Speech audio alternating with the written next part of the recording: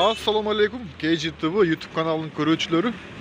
Бүгүн 30 сентябрь, күздүн алгачкы айынын акыркы күнү. Сиздерди Базар Коргон шаарындагы валюта курстары менен тааныштырабыз. Биздин ар бир чыгарган видеобузга лайк басууну унутпаңыздар. Эгерде бизди жаңыдан көрүп жаткандар болсо, сөзсүз түрдө катталыңыздар. Бизди жоготуп албаңыздар. Банк KCB доллар 82.80, евро 80, рубль 1.33. Кече күнү курс жакшы болчу. Бүгүн кандайдыр түшүп кетип жатат.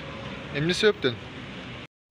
Finca Bank доллар 82.70, евро 80.50, рубль 1.33.